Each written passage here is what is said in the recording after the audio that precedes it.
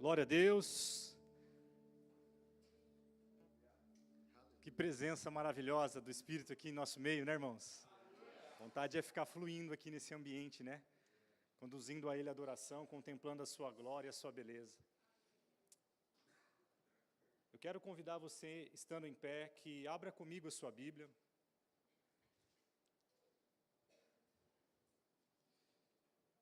Livro de Gênesis, capítulo de número 22.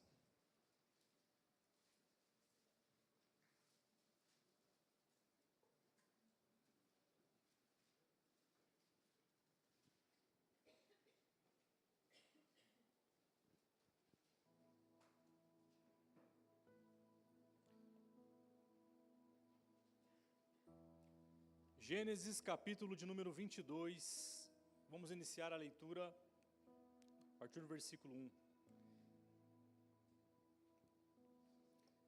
Diz assim: algum tempo depois, Deus pôs Abraão à prova. Abrão, Deus chamou. Sim, respondeu Abraão, aqui estou.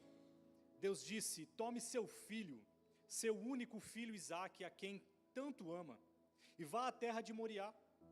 Lá, em um dos montes que eu lhe mostrarei, ofereça-o como holocausto.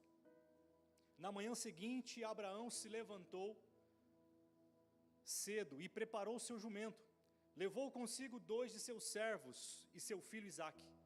Cortou a lenha para o fogo do holocausto e partiu para o lugar que Deus tinha indicado. No terceiro dia de viagem, Abraão levantou os olhos e viu o lugar de longe. Fiquem aqui com o jumento, disse ele aos servos. O rapaz e eu iremos mais adiante. Vamos adorar e depois voltaremos. Abraão pôs a lenha para o holocausto nos ombros de Isaque. E ele próprio levou o fogo e a faca. Enquanto os dois caminhavam juntos, Isaque se virou para Abraão e disse: pai. Sim, meu filho, respondeu Abraão. Temos o fogo e a lenha, disse Isaque. Mas onde está o cordeiro para o holocausto?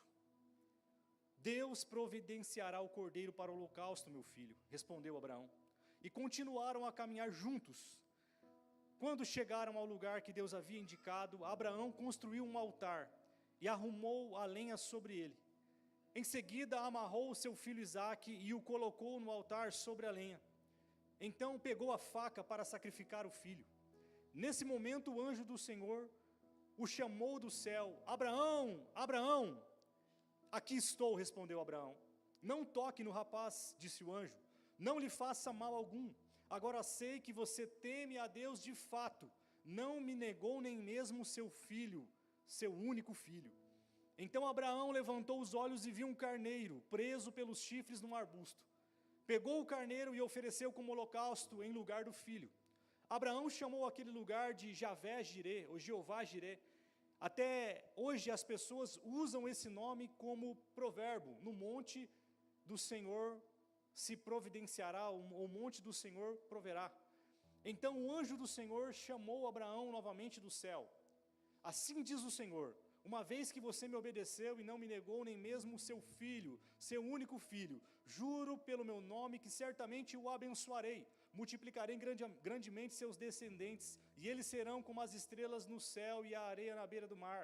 Seus descendentes conquistarão as cidades de seus inimigos, e por meio deles todas as nações da terra serão abençoadas.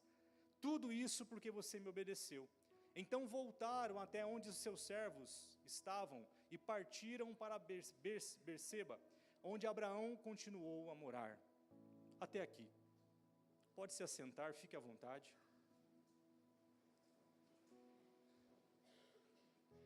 Feche seus olhos.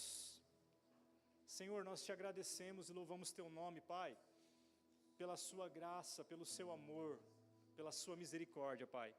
Senhor, a exposição da sua palavra, que é a palavra que é a verdade que nos conduz, tem o poder de transformar as nossas vidas. Nós cremos nela não simplesmente como algo aleatório, mas como fonte de vida para nos conduzir. Então realmente fale ao nosso coração conforme o Senhor deseja. nós nos submetemos a tudo aquilo que o Teu Espírito deseja falar, conduzir, edificar e direcionar as nossas vidas, e se necessário for, corrigir também. Assim nós damos a Ti toda a honra, toda a glória e todo o louvor, em nome de Jesus. Amém. Nós estamos num mês que estamos aqui, acho que hoje é o último dia da série, né? Fé. Todos nós dizemos ter fé, todos nós realmente possuímos fé. A fé é o firme fundamento, segundo Hebreus, daquilo que nós não vemos, mas cremos. Fé fala de uma convicção, de uma certeza daquilo que nós temos em Deus. E isso é o que move a nossa vida. Nós, como justos, segundo a palavra, já não vivemos mais por vista, vivemos por fé. Vivemos com uma viva esperança dentro de nós, por viver algo que ainda não aconteceu, mas que vai acontecer, o glorioso dia da volta do nosso Senhor. Não seremos salvos, porque na realidade nós já somos, estamos num processo, estamos sendo, e de fato, na glorificação, se consumará a obra, mas cremos que somos salvos em Cristo, uma vez que depositamos a nossa fé e confiança nele. Então vivemos numa certeza, queridos, que não tememos mais o que qualquer circunstância, que o inimigo, ou qualquer coisa, ou até a morte mesmo pode fazer conosco, porque nós temos fé no nosso Senhor. Nós podemos crer no amanhã, porque Deus já está lá, nós cremos nele, então isso dá base para a nossa vida, né? Então, a palavra fala que o corpo sem fé, ele é igual o corpo sem espírito, né? De nada vale, ele não tem valia, porque a fé é o que conduz a nossa vida, a fé é o que dá significado para tudo. Nós somos cristãos, porque somos pequenos cristos e herdamos então do nosso Senhor a cultura que Ele carregou, os ensinamentos, o Evangelho. E isso é fé, irmãos, porque quando falamos de Deus, falamos de um ser que nunca foi visto. Falamos de um ser imaterial. Falamos de um ser que para muitos é desconhecido. Mas para nós, falamos com certeza, sabe? Como se Ele estivesse diante de nós fisicamente. Cuja sua presença, ainda que não sendo vista, é tão palpável, queridos, como o chão que estamos pisando. E que sentimos essa presença diariamente, porque o Espírito dele habita em nossas vidas. Então fé para nós é uma questão de existência, vivemos por fé. Fé não é um sentimento que dá quando você precisa realmente de uma intervenção de Deus, e você clama a Ele, crendo que Ele pode ser aquele que vai te socorrer ou fazer um milagre. Não é uma fé momentânea, fé é uma questão de existência, vivemos pela fé diariamente. Então eu gostaria de enfatizar, por meio daquilo que nós lemos, a temática uma fé aprovada. Porque fé nós temos, mas como está a sua fé? Como está? Ou em quem está a sua fé? Nós vemos aqui uma das histórias mais conhecidas, uma das histórias mais lindas do Antigo Testamento, a história do nosso patriarca Abraão. E ele foi conhecido como o pai da fé, citado como um homem que creu em Deus e isso foi lhe imputado por justiça. Nós vamos entender o fato desse homem ter crido contra a esperança, ter tido uma fé tamanha ao ponto de confiar em Deus, mesmo diante de uma situação impossível, que nós, quem sabe, não teríamos reação diante dela, mas ele confiou que Deus estava no controle de tudo. E vamos lá então, nós lemos aqui então a passagem bem conhecida de Gênesis 22, mas há um contexto por detrás disso aqui. Abraão, você sabe muito bem a história, Deus chama ele, tira ele da terra, da sua parentela, ele tinha 75 anos de idade, E Deus faz uma promessa para ele que daria uma terra para ele, que levaria ele para um lugar, mesmo sem ele saber, mas ele deveria obedecer à voz de Deus. E esse lugar aonde Deus levaria ele seria um lugar de cumprimento de promessa, de bênçãos, que faria dele pai de multidão, que multiplicaria a descendência desse homem. Esse homem com 75 anos de idade, não tinha filho ainda, sua mulher era estéril, Sara. Mas ele ouve a voz de Deus, e ele não duvida, ele obedece, ele vai sem questionar. E nós vemos que ele chega num determinado lugar, onde ele começa a se estabelecer. Ele começa a prosperar, porque Deus era com ele aonde ele ia. Deus abençoava financeiramente, abençoava com servos, abençoava com saúde, enfim. Mas a promessa que ele tanto aguardava estava se tardando. Porque Deus novamente reafirma e fala para ele que a descendência dele seria como as estrelas dos céus, seria como a areia do mar, incontável. Mas o tempo estava passando, e a promessa não se cumprindo, ele já não estava na sua melhor idade, no sentido do seu vigor físico e capacidade. Então há uma ideia que surge, que você conhece muito bem. Sara tinha uma serva, uma egípcia chamada Agar, e então ela tem a ideia de que, para que a promessa que Deus fez pudesse se cumprir, era necessário uma ajuda, não é verdade? E eles então agora resolvem fazer o quê? Ela pede para que Abraão se deitasse com a sua serva, para que pudesse então ajudar a Deus no processo do cumprimento da promessa dele ter um herdeiro. Ele se deita, ela dá a luz ao filho após o tempo do nascimento. Nasce então um menino chamado Ismael. Ismael então cresce, e o que acontece é que esse filho, Deus cumpre a promessa através da vida dele também, porque ele se torna uma grande nação. Ele dá descendência aos árabes. Mas não era a forma com a qual Deus iria realizar a sua promessa. Deus tinha um propósito sobre a vida de Abraão e Sara, para que através desse casal nascesse aquele que seria o herdeiro. E há uma série de complicações que esta gestação e Ismael traz ali então, né? Sara começa a ficar um pouco enciumada, ao ponto então de ela ficar tão entristecida, tão magoada, a ponto de chegar em Abraão e falar: Abraão, pelo amor de Deus, manda ela embora, eu não aguento mais ela aqui. O anjo do Senhor aparece novamente a Sara, visita Abraão, e traz agora mais uma vez uma palavra assertiva, e dizendo: olha, você vai dar a luz, vai se cumprir a promessa. Eles já estavam assim, quem sabe tão desacreditados que até riram. Sara riu, Abraão riu. Mas quando deu o tempo do nascimento, a criança nasce, queridos. Isaac nasceu. Nós vemos o cumprimento da promessa agora sendo realizado. E agora então esse homem, ele é tomado de alegria. Deus cumpre a promessa, faz um milagre no ventre dessa mulher, ela passa a ter filhos. O seu primogênito, né, o seu filho, com a sua mulher, nasce, e nesse período, o seu primeiro filho, Ismael, tinha aproximadamente 14 anos de idade, Abraão já tinha 99 anos de idade. Realmente, se nós formos ver o contexto ali, Deus fez algo improvável, como Ele sempre faz. Quando Isaac tem 3 anos de idade, ele está para ser apresentado, ou para ser desmamado, conforme a Bíblia fala. Há uma intriga entre Agar, porque Ismael estava agora caçoando do seu irmão Isaac menor. Isso para Sara é o limite. Ela fala: Abraão, eu não aguento mais ela aqui, despede ela. E Abraão diz para ela: olha, ela é tua serva, faz o que você achar melhor. E então, você conhece a história, ela é mandada, né, ao deserto por Abraão. E ela então, ali no deserto, o pastor ministrou esses dias, Deus vem com uma intervenção sobre a vida dela, sobre a vida do menino, ele passa a ser uma grande nação, a história deles continua.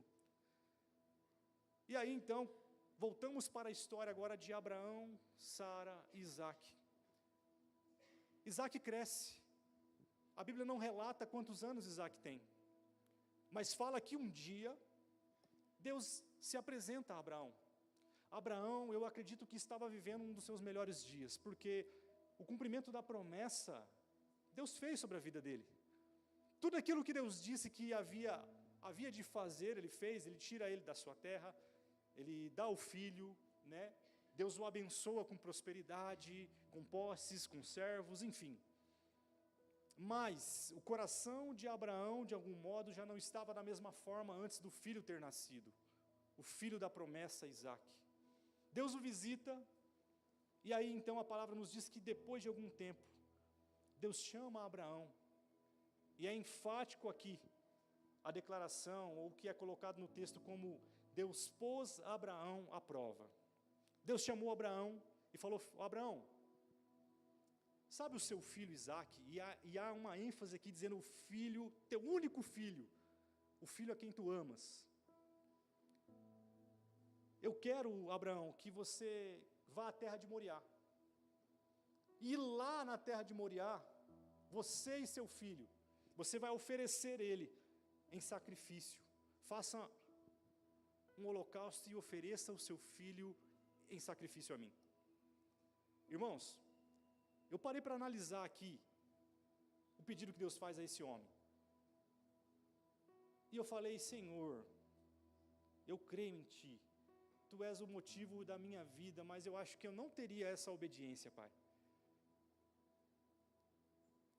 Nós estamos falando de um outro tempo, de um outro propósito, mas, queridos, o pedido que Deus fez foi real.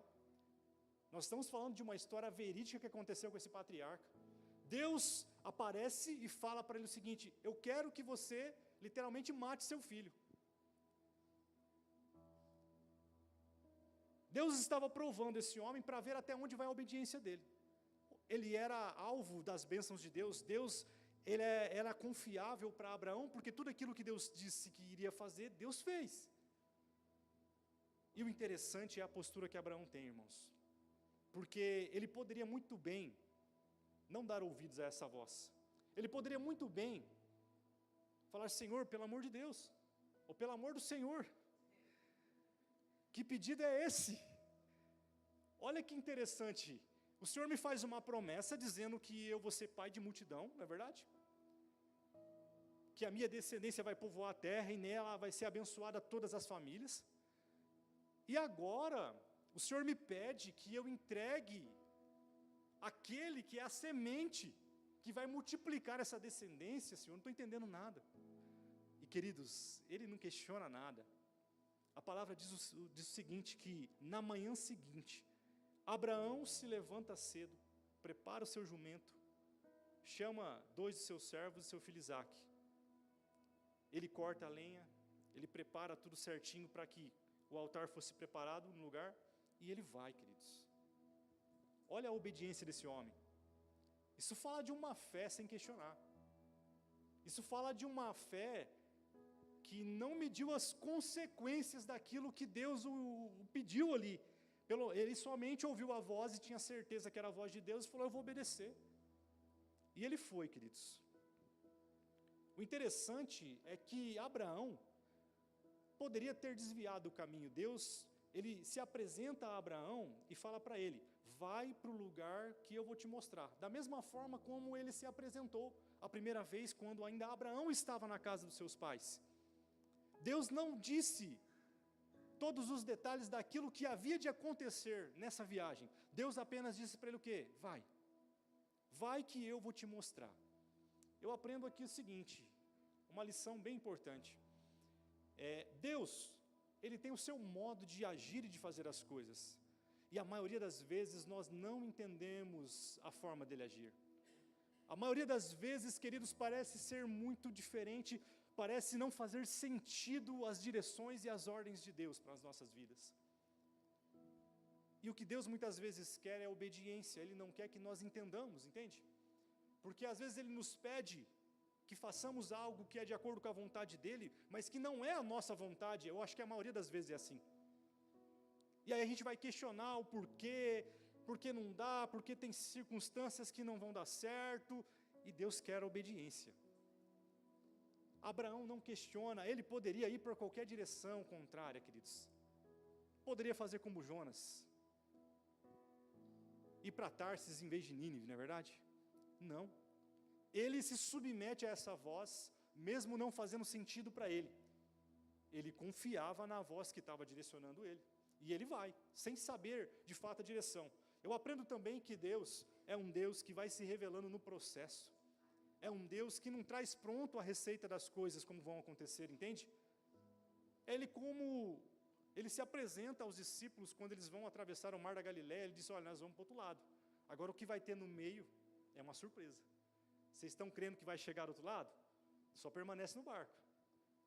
E às vezes nós queremos os detalhes, não é verdade? Que Deus coloque por escrito cada decisão, cada situação, cada impossibilidade, cada resistência que terá no caminho. Não, queridos, fé é isso. É confiar sem saber o que te espera, tá? Isso não é uma fé cega, porque quem está dizendo para você ir quando é a voz de Deus, ele te assegura que vai dar certo. A fé não é, muitas vezes eu pensava isso, já disse muitas vezes, é você pisar num buraco, crendo que Deus vai colocar a mão e vai te sustentar. Não, a fé sabe, querido. A fé é certeza, a fé não é incerteza, a fé é convicção, entende, queridos? Não é loucura, a fé é lógica. E agora ele está obedecendo a voz de alguém que ele conhece, tem confiança e é soberano. Então ele vai, ele faz todo o processo de preparo para partir e vai com seu filho. E aí, queridos, o interessante é que a viagem não era tão perto assim também. Porque do lugar onde ele estava até Moriá, 80 quilômetros de distância a pé. 3 dias de viagem, queridos. Eu imagino que o coração desse pai estava angustiado, porque você imagina, sabendo aquilo que você deveria fazer, e você estando com o seu filho que ama tanto, sabendo que agora você iria tirar a vida do seu filho, ele seria a oferta, né, que seria entregue no altar. Um detalhe interessante, Abraão era um adorador, era um homem que por onde ele passava, ele era aquele que erguia altares de adoração a Deus. Por onde ele passava, ele era conhecido por ser esse que levantava altares, né? Em cada lugar que ele fazia o altar, ele manifestava ali uma emanação de Deus, o ser de Deus, Jeová Jirê, né? É o Roi, o Deus que tudo vê, Deus me vê. Então assim, queridos, nessa viagem, nesses 3 dias, Abraão, eu imagino o seu coração como pai, imaginando somente o momento em que ele teria que ter a conversa, porque ele recebe a palavra da parte do Senhor e ele sai. Alguma satisfação ele teve que dar à sua esposa. Eu imagino, eu chegando na Márcia, na minha esposa, e falando, amor, eu vou ter que sacrificar a nossa filha. Ela não ia deixar eu sair de casa, irmão. Ela não ia deixar chegar perto da minha filha. Mas a palavra fala que ele sai de manhã, eu acredito que ele dá uma satisfação dizendo, olha, eu vou sacrificar e eu vou levar o nosso filho Isaac. Mas ela não sabia que ele seria o sacrifício. Ele sai então com Isaac. E queridos, ensaiando somente o momento de ter a conversa, explicando para ele o motivo pelo qual eles iriam sacrificar. Eu imagino que Isaac ver o seu pai fazendo um sacrifício era comum naquela época. Mas não na realidade que ele iria experimentar agora. Eles chegam então depois de 3 dias de viagem no lugar, queridos. Ele avista um monte e ele fala para os servos que estavam com ele, vocês fiquem aqui. E ele fala o seguinte, o rapaz e eu iremos mais adiante, vamos adorar e depois voltaremos. É fé, irmãos, porque Deus não disse que iria poupar a vida de Isaac para ele, mas ele tinha uma convicção, eu vou subir lá para adorar a Deus e eu vou voltar. Eu vou lá para adorar a Deus nesse monte. E ele declarou com fé, e nós voltaremos. Ele não disse eu voltarei, eu vou voltar com meu filho. Sabe o que é interessante? Parando aqui nessa parte, Hebreus vai dizer o seguinte, Abraão tinha uma fé tamanha, queridos, que Hebreus 11:19 disse que Abraão acreditava que Deus poderia ressuscitar Isaac. Tamanha confiança e fé que ele tinha em Deus. Então, queridos, eu acho que o coração dele estava temoroso pela atitude que ele deveria ter, pela decisão que ele tinha que tomar de matar o seu filho, mas ao mesmo tempo sua confiança e a sua fé estava inabalável nesse Deus, que era poderoso o suficiente, se necessário, para ressuscitar o seu filho. E ele sobe então, queridos. Abraão então pôs a lenha para o holocausto nos ombros de Isaque. E ele levou o fogo e a faca. Enquanto os dois caminhavam, Isaque se virou para Abraão e disse: Pai. Sim, meu filho, respondeu Abraão. Temos o fogo, temos a lenha. E aí surge a pergunta, queridos, que demorou para chegar. Aonde está o cordeiro para o holocausto? Pai, eu estou vendo que está tudo preparado aqui, né? Nós estamos carregando aquilo que é necessário para o altar. Mas o principal eu não estou vendo. Porque no holocausto geralmente tem uma oferta. Eu não estou vendo a oferta. E aí chega um momento, irmãos, onde Isaque precisa ter uma conversa. Eu acredito que Abraão precisa ter uma conversa com o seu filho Isaque. Ele chama o seu filho, imagino eu, conjecturando. Fala: filho, eu preciso conversar com você algo. Sabe, esse Deus que nós cremos, que me tirou da terra dos meus pais, que prometeu que você nasceria, mesmo a sua mãe sendo estéril, que tem nos abençoado e confirmado sobre nós a sua promessa, ele me pediu que eu entregasse você como uma oferta em holocausto a ele. E eu creio que ele é poderoso, se necessário for, para ressuscitar você, mas eu preciso obedecer a ele. E eu acredito que Isaque, nesse momento, fica pálido, fica preocupado, fica angustiado, mas ele obedece seu pai, ele se submete. Queridos, Isaque eu acredito aqui, ele era um adolescente, um jovem, poderia ter cerca de 15 a 17 anos de idade, forte, não é verdade? Ele trouxe no seu ombro as madeiras cortadas do holocausto, em todo esse trajeto de 80 quilômetros. Seu pai, com 100 anos de idade, já não estava na sua melhor condição física. Se ele quisesse escapar do seu pai para fugir do que ele estava sendo alvo, ele poderia fazer, não é verdade? Mas não, queridos, ele confiou naquilo que seu pai tinha dito a ele, e ele se submeteu, permitiu seu pai agora colocar ele deitado sobre o altar, amarrar ele, para que pudesse ser feito o sacrifício. E no momento então, queridos, em que Abraão levanta o cutelo, eu imagino o seu coração totalmente angustiado, sabendo agora o que esperava. E ele vai então para matar o seu próprio filho. O anjo brada e fala: Abraão, não faz isso. Não faça mal algum. Agora sei que você teme a Deus de fato. Não me negou nem mesmo o seu único filho. E Abraão acho que solta aquele cutelo e fala: ufa, meu Deus. E aí, queridos, ele levanta o seu olho e ao lado ele vê então a providência de Deus, que Deus preparou um cordeiro, né? E disse para ele: Abraão, mate esse cordeiro, ele vai ser a oferta que será feita em lugar de Isaque. Aqui nós vemos a expressão Deus provedor, Deus proverá, Jeová Jiré. O Deus que traz a providência, livrando da morte aqueles que nele confiam. E aí, queridos, Abraão então, eu imagino que ele tira o seu filho do altar, ele abraça forte o seu filho, ele glorifica a Deus, sabe? E aí, queridos, a palavra diz que ele desce com seus servos e eles voltam agora até a sua casa. Essa experiência marcante na vida desse filho e desse pai revelou o Deus provedor e trouxe sobre a vida de Abraão uma fé inabalável, uma convicção de que ele acreditava em Deus até as últimas consequências, demonstrando ao Senhor, ainda que Deus não precisasse, por ser soberano, por ser onisciente e saber de tudo, mas Deus estava provando o coração de Abraão. Abraão, acredito que teve uma certa mudança no seu relacionamento com Deus, porque a Bíblia fala que Abraão era amigo de Deus, se relacionava com Deus, andava junto com Deus, mas com o nascimento, com o cumprimento da promessa, que é o filho Isaque, quem sabe esse relacionamento passa a mudar.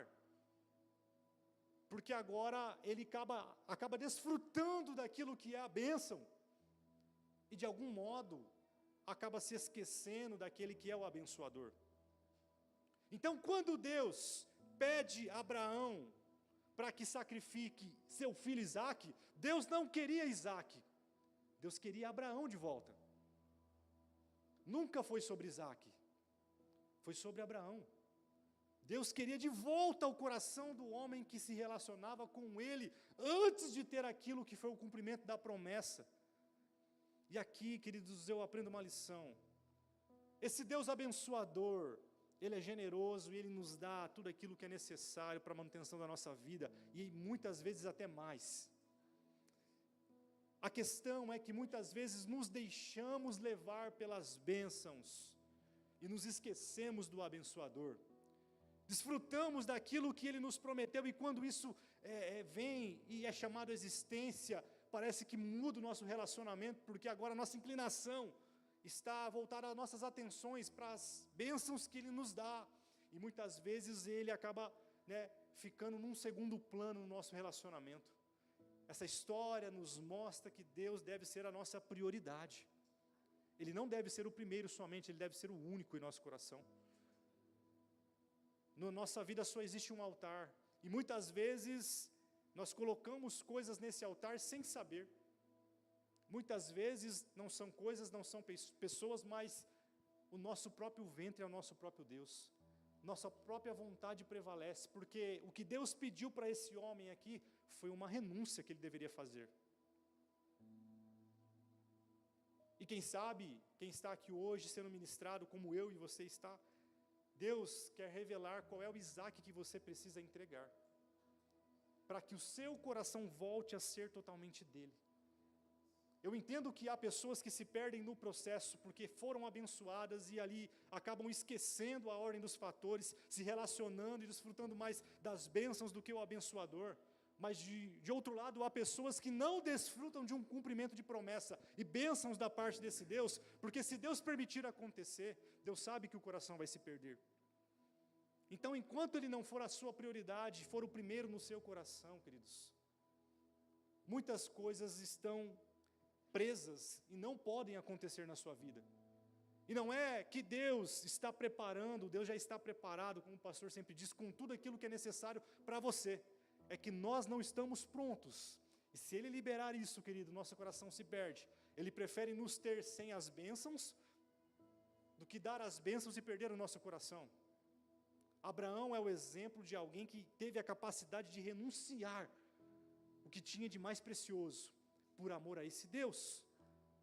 Isso é fé.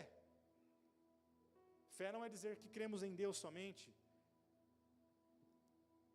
A fé vai muito além disso.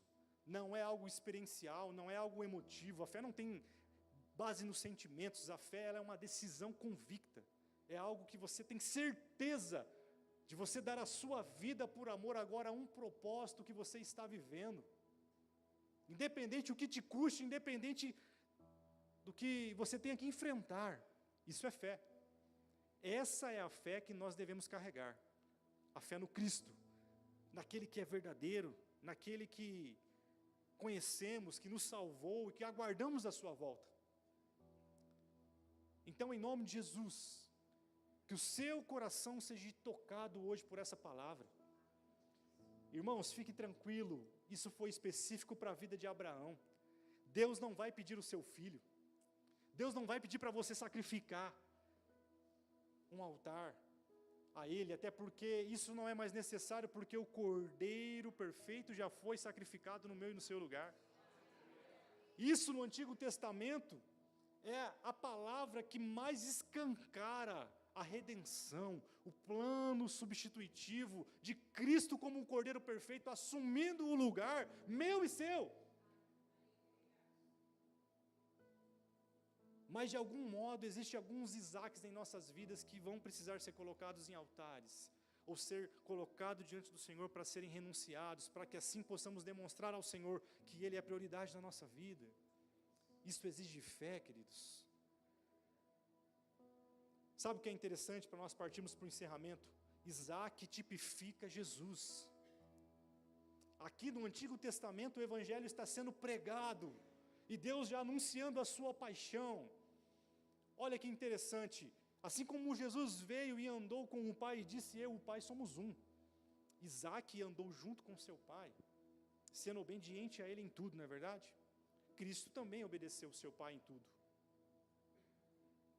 Isaac foi obediente até a consequência de quase ser morto. Jesus, a palavra diz que ele é o cordeiro que foi morto mudo, foi levado mudo ao matadouro. Isaac, quando estava para subir no Monte Moriá, levou sobre as suas costas a madeira para o holocausto. Jesus, quando estava para subir no Gólgota, levou uma cruz de madeira também. Isaac foi posto em obediência naquele lugar para ser sacrificado. Mas para Isaac, teve um cordeiro substituto. Para Jesus, não. Ele era o cordeiro da providência, que Deus proveu para livrar Isaac. Até esse momento, Isaac representava Jesus. A partir desse momento do sacrifício, não mais. Porque daí Isaac estava representando eu e você, que deveríamos ser mortos, mas que houve uma intervenção, que o Cordeiro veio e nos livrou da morte. A representação de Cristo, que livrou-nos da morte, assumiu o nosso lugar, porque a morte dele é a morte vicária, a substituição da condenação que já estava decretada para todo aquele que é pecador, mas ele assumiu voluntariamente o nosso lugar, trouxe sobre si a ira de Deus e toda a culpa, foi morto, e venceu, e triunfou. Isaac, segundo Hebreus 11, fala também, ele ressuscita, porque ele, no último instante, foi livre da morte. Jesus, ao terceiro dia, ressuscitou, rompendo, segundo Pedro fala, em Atos, os grilhões da morte, mesmo estando presos por ela, triunfando sobre a morte. E queridos, o próximo relato, depois desse episódio, que vai falar sobre Isaac, relata sobre, no capítulo de número 24, Isaac casando-se agora com a sua noiva, Rebeca. E queridos, o próximo capítulo da história que estamos aguardando é o casamento da igreja com Cristo. O glorioso dia do seu retorno, queridos. E até que isso aconteça, nós precisamos viver e cultivar uma vida de fé, que vive em obediência a esse Deus, que crê contra a esperança, que está disposto a renunciar coisas terrenas, porque entende que essas coisas são coisas que têm preço, mas aquilo que Ele gerou em nós, por meio do seu sacrifício, tem valor, não pode ser negociado, não pode ser trocado. Você que está aqui hoje, entenda o quanto você foi amado pelo Senhor. A sua fé depositada nele te deu acesso a um título, ser filho de Deus.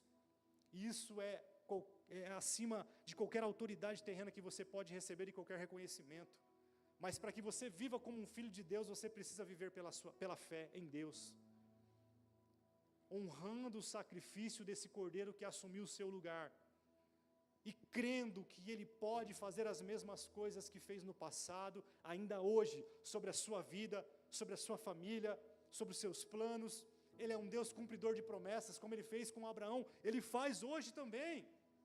Quantas promessas Ele deseja realizar, quantas palavras proféticas liberadas sobre a sua vida, sobre a sua casa. Queridos, Ele pode chamar a existência, mas não depende só dEle, depende de você crer nele. Depende das renúncias que você está disposto a fazer para entrar nesse nível de deixar de ser uma promessa e ser uma realidade a partir de hoje, na sua casa, na sua vida. Você crê nisso? Coloque-se de pé nesse momento.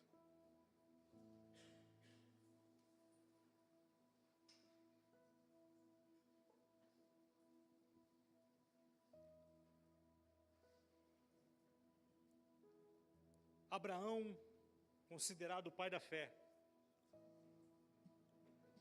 obedeceu à voz soberana de Deus, entendendo que Deus era poderoso, se necessário for, para ressuscitar o seu filho, sabendo que Deus está no controle da sua vida, da sua história, nos deixe uma lição, para que possamos andar em obediência à voz dEle. Mas o problema é que muitas vezes não estamos nem ouvindo mais a voz de Deus, de tão distantes que estamos dEle. Abraão era direcionado por Deus, porque ele estava próximo de Deus, ele era amigo de Deus, ele se relacionava com Deus.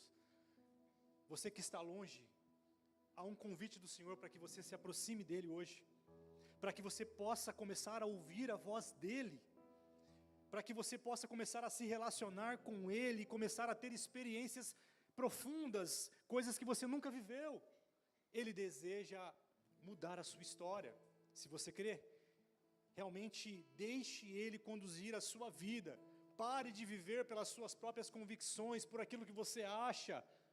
Muitas coisas estão travadas na sua vida, muitas portas estão fechadas, muitas realidades não podem serem trazidas até você, porque você não está no lugar que deve estar. O lugar que eu e você devemos viver aos pés de Jesus, perto da presença dEle, permitindo com que essa presença conduza e direcione a sua vida. Convido você a fechar os seus olhos nesse instante, e como um ato de fé, que você realmente sonde o seu coração e peça: Senhor, eu quero estar perto de Ti, Pai, eu quero passar a ouvir a Sua voz, porque eu creio que o Senhor é poderoso para mudar a minha vida, para mudar a minha circunstância. Eu não dependo das coisas terrenas, o Senhor pode mudar toda e qualquer circunstância pela fé. Mas muitas vezes você já não tem mais fé, já não tem força para crer. Em nome de Jesus, seja tomado de uma convicção no Senhor, crendo que Ele quer realizar em você tudo aquilo que é a vontade dEle. A palavra dEle diz que nele temos o sim e o amém, para todo o cumprimento da vontade e das promessas dEle. Ele deseja realmente cumprir em você, através de você, na sua família, seus planos, seus sonhos, tudo aquilo que é a vontade dEle. E a palavra nos diz que a vontade dEle é diferente da nossa, é boa, agradável e perfeita. Os caminhos, os pensamentos e os planos dEle são mais altos do que os nossos. E os pensamentos e os planos que Ele tem a meu e ao seu respeito são pensamentos de bênção, planos de paz. Creia nisso nessa noite. Se arrependa e, se necessário for, renuncie o que te impede de viver essas coisas, e permita que agora a fé conduza você a acessar essas realidades em Deus, em nome de Jesus.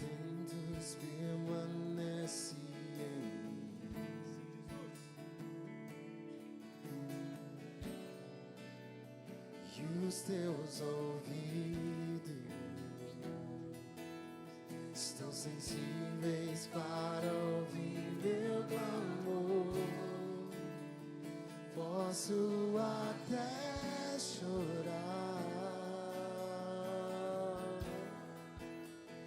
mas a alegria vem de manhã. É Deus de perto e não de longe, nunca mudaste, Tu és fiel.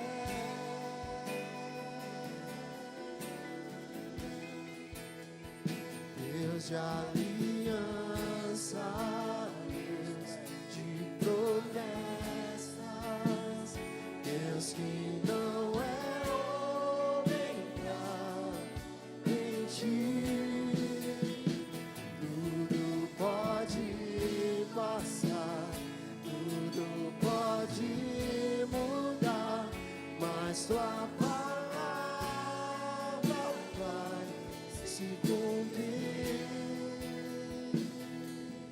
Senhor, nós oramos e clamamos a Ti, Pai. Nos ajuda a crer, Senhor. Seus discípulos, em certo momento, tomados de uma realidade de incredulidade, clamaram pedindo ajuda, que o Senhor os ajudasse a crer, aumentasse a fé deles. E assim nós clamamos também, nos ajuda, Senhor, como aquele pai que estava diante do seu filho, que estava perturbado e não tinha fé para crer que o Senhor poderia mudar aquela situação, e clamou pedindo, me ajuda na minha fé. Nós também oramos, Pai, clamando, pedindo que o Senhor possa nos ajudar a crer, primeiramente em Ti, e também naquilo que o Senhor pode fazer na vida daqueles que creem em Ti. Senhor, pessoas que estão aqui já estão desacreditadas, pessoas que estão desanimadas, estão sem forças para continuar caminhando, que elas sejam tomadas de vigor, de força e de ânimo para continuar crendo, mesmo que seja uma situação impossível.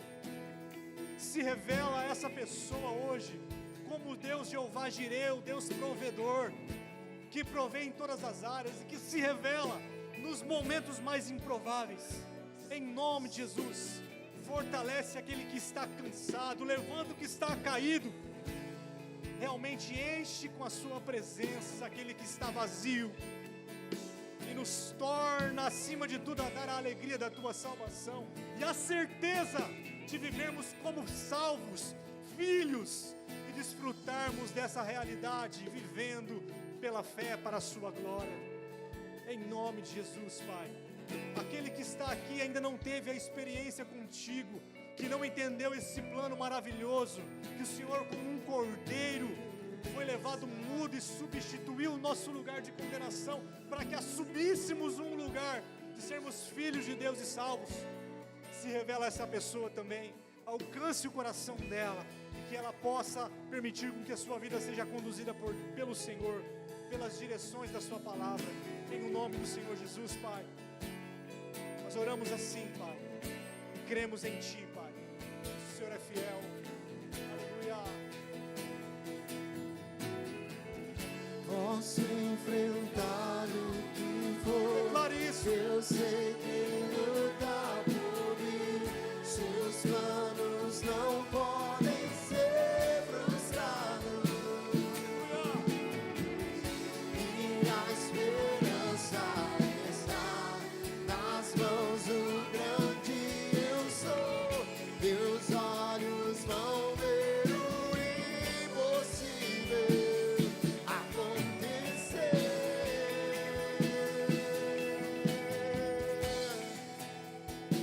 Deus de alianças e promessas, Deus que não é homem, nem ti.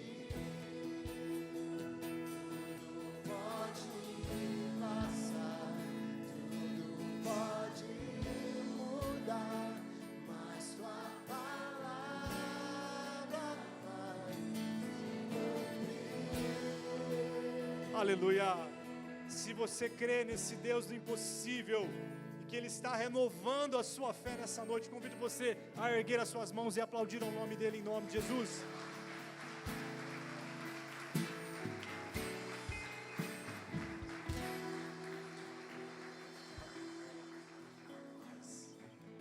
Glória a Deus, glória a Deus.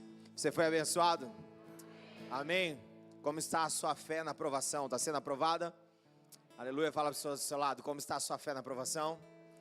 Você está aprovado ou reprovado? Fala assim, eu profetizo sobre tua vida aprovação e não reprovação. Aleluia, glória a Deus. Aleluia, queridos. Que possamos ter uma fé aprovada e não reprovada. Que possamos crer e confiar. A Bíblia diz que a fé ela vem pelo ouvir as palavras, então que a gente possa ter ouvidos atentos para ouvir o Senhor, para que isso então alimente a nossa fé. E a fé ela vai exigir de nós algo, uma resposta, e essa resposta é obediência. E não uma obediência parcial, mas uma obediência total, imediata e com alegria. Aleluia, queridos. A fé é como o cenário que nós vemos aqui. Você viu essa imagem? Nós estamos encerrando hoje, né? Mas ó, por dentro ele está andando, mas ele está de joelho. Na frente é só deserto e montanha, não está vendo luz do outro lado. Não consegue enxergar com clareza a luz do outro lado. A fé é isso. É a gente de joelho, mesmo diante dos desertos e das montanhas de problemas e circunstâncias. Crer que nós vamos nos levantar e vamos andar. E vamos enxergar do outro lado a luz daquilo que o Senhor tem para a nossa vida. Aleluia. Às vezes a gente quer entender para viver, e às vezes só vivendo a gente vai entender. Amém, queridos? Então que a gente possa viver a vontade de Deus, mesmo sem entender o que está acontecendo e o porquê está acontecendo. Depois de superar as montanhas, perseverar e continuar andando, você vai enxergar do outro lado com clareza a luz da revelação daquilo que Ele tem. Aleluia, aleluia, glória a Deus. Fala do seu lado, fala assim, que a sua fé possa ser multiplicada. Fala que a sua fé possa ser inabalável. Aleluia. Que tenhamos fé, queridos, para multiplicar a fé na vida dos outros. E para isso nós vamos ter uma fé inabalável. O vento vai bater de tudo quanto é lado, mas se nós estamos em Jesus, nós vamos permanecer inabaláveis. Amém? Glória a Deus. Feche seus olhos, vamos orar mais uma vez. Pai, muito obrigado. Obrigado, Senhor, por essa palavra, Deus, que confronta, mas também, ó Deus, nos conforta, sabendo, Deus, que em Ti podemos descansar na certeza de que as promessas do Senhor irão se cumprir. Nós ansiamos, ó Deus, mesmo diante das promessas, ó Deus, entender que sem o Deus que cumpre promessas, não adianta as promessas. O Senhor precisa estar presente. Nós queremos que o nosso coração seja totalmente do Senhor. As promessas serão somente uma consequência e um reflexo de permanecermos com o Senhor. Esse é o nosso anseio, Senhor. É Te buscar de todo o nosso coração, de toda a nossa força, de toda a nossa alma, de todo o nosso entendimento. Nós queremos Te amar, Senhor. Em nome de Jesus, demonstrando isso na vida de outros também. Em nome de Jesus. Que assim o seja para o Teu louvor e glória. Que tenhamos fé para multiplicar. E que essa fé seja uma fé inabalável. Em nome de Jesus. Estenda as suas mãos. Que a graça de Cristo Jesus, o Senhor e Salvador, o amor de Deus, o nosso Pai, o nosso Abba Pai, a comunhão, o consolo, as virtudes e os dons do Espírito Santo, seja sobre todo aquele que crê, hoje, para todo sempre. Quem crê diz amém? Amém. Vamos aplaudir o Senhor.